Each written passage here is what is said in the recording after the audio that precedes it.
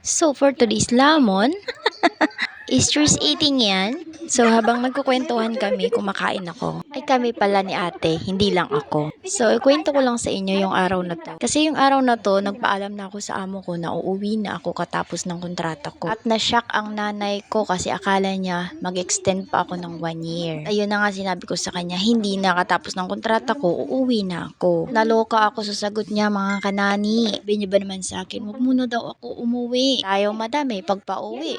May hadlang-hadlang na nangyayari. At biglang napaamin ng nanay ko kahit hindi pa siguro aaminin, napaamin na tuloy.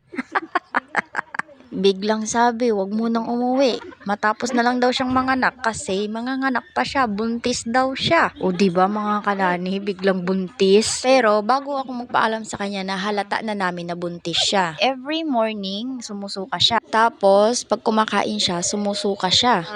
Ginala na kami ni ate na buntis na siya. Yung monthly namin, nauuna siya, katapos niya si ate at saka ako. Ako yung pinakahuli sa kanila. Pero yung nangyari, iba. Parang ilang months na hindi siya nagkakaroon.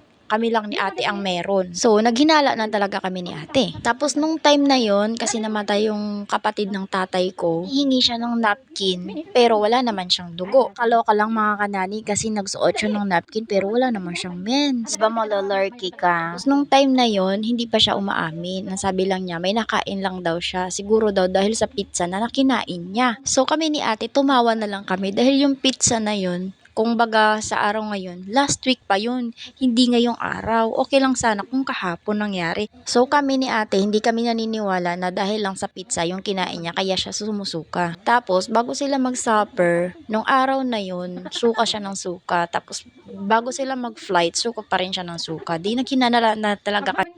Uncortes yan, bulol.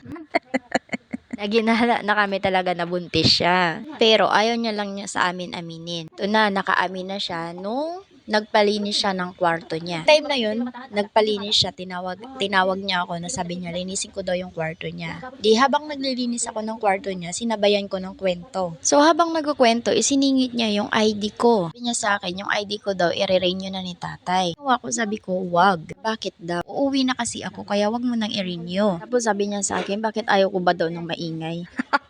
Mada. Oo, madam, ayoko ng maingay, pero hindi yun ang dahilan kung bakit gusto ko nang umuwi. So, nung time na yun na nagkukwento kami, sabi niya, wag mo na daw ako umuwi kasi buntis siya. Doon siya napaamin sa akin sa kwarto na sinabi niya na buntis siya. So, sabi niya sa akin, una daw yung paalam ko sa kanya, December daw ako. Next year, parang next year, December daw ako uwi. Kasi mga kanani, nung hindi pa nag-close yung Pilipinas at saka yung Kuwait, ang una kong paalam sa kanila, hindi ako mag-extend ng 1 year, month lang. Sabi ko, hanggang December lang ako ng 2024. Pero ang sabi ng tatay ko, wag daw kasi mahal daw ang ticket pag December. So ang ginawa ko dati, sabi ko, oh sige, extend na lang ako ng 1 year. Pero ilang weeks lang ang nagdaan, parang gusto ko nang umuwi. Hindi, charot lang, madam. Madam, emergency din naman ang pag-uwi ko, no? Araw na araw. Araw. Party yarn. Hindi, charot lang. So, yung araw na yun, sabi ng nanay ko na year na lang daw ako noong December uuwi. Intayin ko muna daw siyang makapanganak at kumuha ng isang katulong. Dahil wala tayong ipon, mga kanani. Ay, for the sige tayo, mga kanani. Okay, fine. December na ang uwi ko next year. Sana, no? Sana. Wala nun, ang nanay ko ay malambing na. Siya sa akin, hindi na ganun. Hindi na katulad ng dati na, yung parang sigawan to the max ba? Ganun. Yung pag magalit siya, gaganon na lang siya. Shwoy. Sana all malambing. Tulad ng jowa mo, walang kalambing-lambing. Pero sana no, madam, hindi magbago ang isip ko. Pag ako magbago ang isip, lagot ka. Hindi, madam, charot lang. So, ayun na nga, napag-usapan na namin ng pag-uwi ko.